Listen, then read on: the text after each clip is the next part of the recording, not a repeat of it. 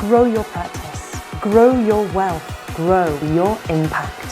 Find out how to spend less time in the dental chair and more time on the things you love. Welcome back to the Dental Wealth Podcast. Glad to have you with me today. I'm super good mood this morning.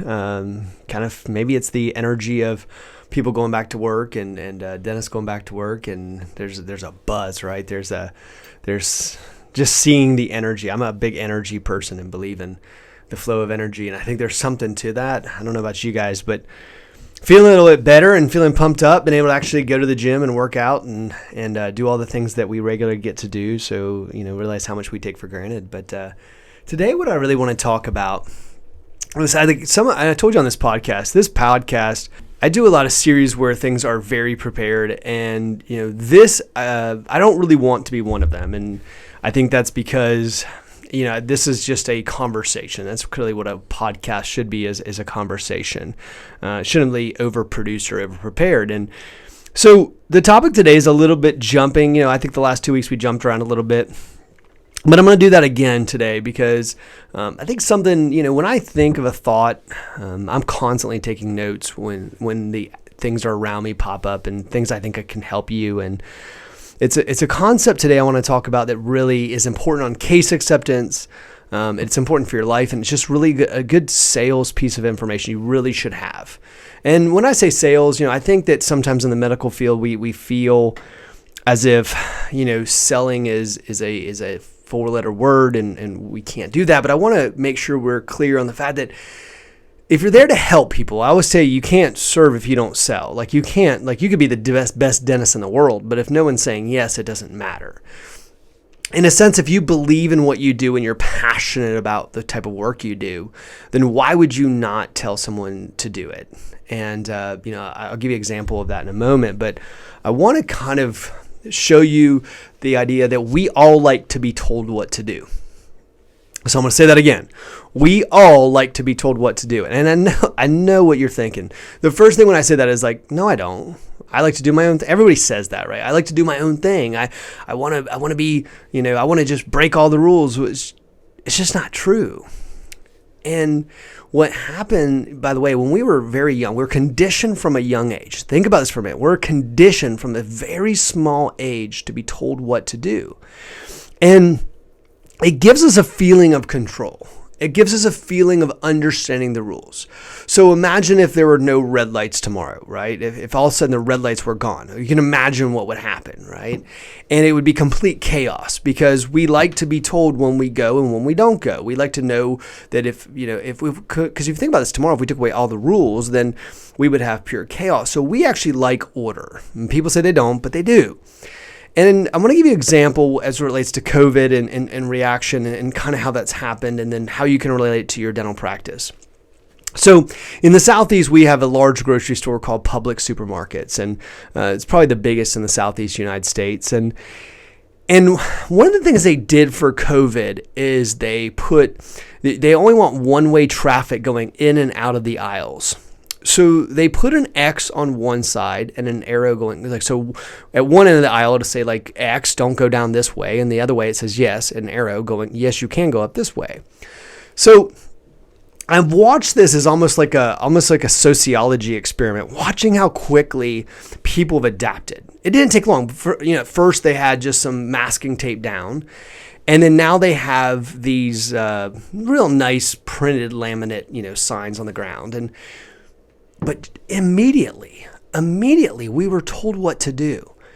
And now watch what happens when somebody breaks that rule. Instantly. Now it's just created recently, right? Somebody just created it. But now we've been told what to do. I'm supposed to go down this aisle this way and not go down it the other way. We like to know what we're supposed to do. In the absence of being told what to do, it's pure chaos. And so I'll give you another example. And then, by the way, that's what made me think about this. Public supermarkets. I started looking on the ground. I was like, wow. And now everyone's adapted to these new rules. The rules just came out, but they told us what to do. And now we're very controlled. We're like, okay, by the way, if you go down the wrong way, you'll watch, everybody will look at you like you're the worst person in the world. If you just make a mistake. Now it's not normal to be looking at the ground to figure out what way to flow in the supermarket. So sometimes people make a mistake, but you'll be surprised that like now we've got like one group of people who are like, say that they should be able to go down the aisle if they want. And the other group says, you can't do that. So we know who the rule followers are. But people like that. Now, another great example of this, example I share with people sometimes is that when TSA in Atlanta, we have the automatic bins, so the automatic security check-in. And so when you go into the bins, you have an automatic bin that pops up. And so it was supposed to speed up security. And it did, by the way. It sped up security tremendously by having these bins that were automatic. And so what happened was when they first put in these bins was pure chaos. And I remember when they did it because now this bin came out. When the bins were coming out before, everyone stacked their bin. But now you had an automatic bin, kind of movement thing. It kind of drops in this little elevator thing and recycles the bins. So I remember watching, and I stood back and watched. And I watched as when these things first came out, the bins would start piling up. I mean, they would start piling up because now we didn't know what to do.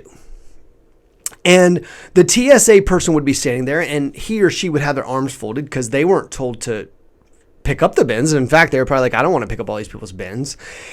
And then the travelers were like, I don't know what to do with my bin now. Do I put it into this thing? Do I leave it here? I don't know what to do. And I remember sitting there, I remember watching one day and I just watched and I was like, wow, this is pure chaos. And about a week or two later, I came back through the same line and they had put a giant sticker. It was a giant sticker. It was this simple. They put this giant sticker on the wall. And all the sticker said was this: stack your bin. That was it. And I watched as people, and I took a photo of it, by the way. I still have it on my phone to this day. People would come through the line. They looked up and they saw the big sticker that said, stack your bin. And people knew then what to do. So they grabbed this bin and then they would stack their bin. And then now, if you don't follow the rules, by the way, if you don't stack your bin, everybody looks at you like you're a bad person because now we clearly know what to do. And in life, we're constantly given rules. Whether even the people that say they're rule breakers aren't really rule breakers. They'd be surprised how they follow rules automatically. Now, what does this have to do with the dental practice? Well, everything. And it has everything to do with understanding the fact of people actually like to be told what to do. They like to know what they should be doing. I remember a cardiovascular surgeon. I'll never forget this conversation. I was sitting down with him and we were doing some financial work together. And I just said to him, I said, doctor, we could do this or this. It really depends on your risk aversion and what you want to do. And I'll never forget what he said to me. He looked across the table and he just said, I'm a cardiovascular surgeon. Do you want me to give you options or tell you what to do? And I was like, tell me what to do, right? I mean, if it's come in my heart, I want to know what to do. Like, I want to know what's going to save my life. And so the same thing happens when we speak to patients. And the same thing happens when we speak to our team. It's the same thing with our family. What happens is sometimes we get into this mode, this simple mode of because we believe that people need 100 options. Well, you could do this, or you could do this. And so the pushback immediately was, well, I think you should give people options. I've never said you shouldn't. But don't you know what to do? Like, I mean, if this was your spouse, what would you tell them? Like, what would you tell them? Would you tell them what to do? Would you tell them what you think, in your medical opinion, is correct? Or would you just simply say, well, you could do this, or you could do this, or you could do this? What ends up happening is they actually go up to the front and they say, hey, what should I do? By the way, so when it comes to your dental practice and it comes to this idea and getting down to it, and I get this because some of you are getting back to work, and I want you to think about this as you start getting back, and I want you to think about how, and by the way, you can test this in your life. And you can test it and say, so for instance, you just say to somebody, like, here's what we're going to do. So for instance, we are going to go ahead and do this. It'll take care of this problem. We're going to see you next Tuesday. You're going to be happy as can be. And then this is what, do you see where I'm going with that? And I watched this, by the way, I was talking to a team member who watched one of our doctors do this with a patient. And it was simple as a flipper. It wasn't really that complicated. But basically, the patient said they pushed back on getting a flipper. And the team member told me, they said the doctor literally looked at the patient and said, no, we're going to go ahead and do a flipper. You're going to love it. It's going to make you feel more comfortable. And then you're going to come back, and you're going to come back in 2 weeks, and we're going to take care of this. Susie will check you out up front, and we'll make sure you're taken care of. And you know what the patient said? Okay. And the reason why is because the reason why the patient hems and haws is because we hem and haw, because we don't tell people what to do. If you're talking to an advisor, so for instance, with me, if we're sitting down and we're talking about financial or business advice, do you want me to just tell you like, well, we could do this or this or this, or do you want me to tell you what to do? Hey, if you want to make $1 million, this is what you do.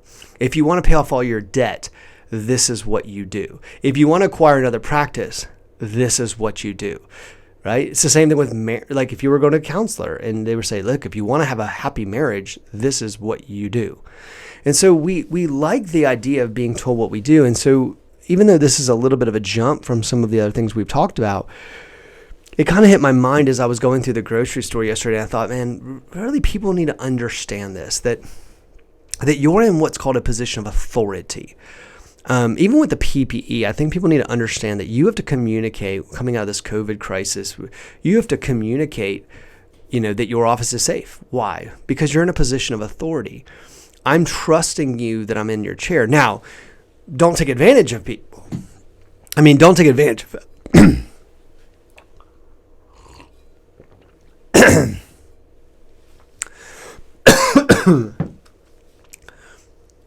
Now, don't take advantage of people. I'm not saying you should manipulate people. Understand that. Make sure I make it clear I'm a very ethical person. So I'm certainly not saying you manipulate people. What I'm saying is when you know the right thing for a patient, you tell them what to do. And you have to practice this, by the way, because I think some people are naturally good at this and some people are naturally not. You can try it with your spouse. You can try it with your kids. But I would tell you this. And by the way, someone told me this years ago and it changed my life. I was able to do so much more with clients and move people so much further when I was able to just tell them what to do. So I want to encourage you today, and I want you to think about this concept. Don't just move on from this podcast. I want you to test this out and watch the difference between giving someone 4 options and just telling them what to do. And it's interesting with this podcast. We get a lot of people that listen to the weekly podcast. And look, 20% will get 80% of the results in anything in life. So 20% of you are going to listen to this and you're going to say, I'm going to go test this out. And you're going to get awesome, massive results. So I would encourage you to be one of the 20%. Think about this. And by the way, you have to kind of work on it a little bit. That's the way anything goes in life is that you got to train as you fight as you train. So if you want the results, you have to practice it, especially if it's not comfortable. And like I said, I'm not saying it to be unethical. I'm saying it like if you want to create the practice of your dreams and if you want to create the life of your dreams and you are a talented doctor and you know what's best for the patient, tell people what to do. It's honestly one of the greatest gifts you can give somebody. The gift of clarity and the gift of knowing that they're being taken care of instead of confusion. And so just like public supermarkets decided to do, just like the TSA decided to do, tell your patients what to do. Communicate clearly and speak to them. And you'll find that by doing that and just communicating what they should be doing, you'll get a much different result. Hey guys, thanks for listening. I really appreciate you taking the time today and hope this was helpful. Make sure you implement this. Remember, these are things that I'm talking about, but the people that implement these things in their life are the people that are going to get results. So on this podcast, I'm going to give you a lot of different areas of to think about.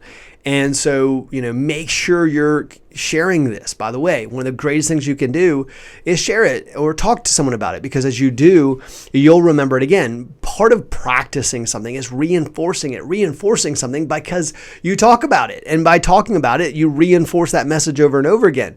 So, if you have associates, talk about this with your associates, talk about it with other people. It's a great technique and it's a great thing to do, but it takes, and by the way, it builds confidence. And so it's one of the things we can do to build confidence.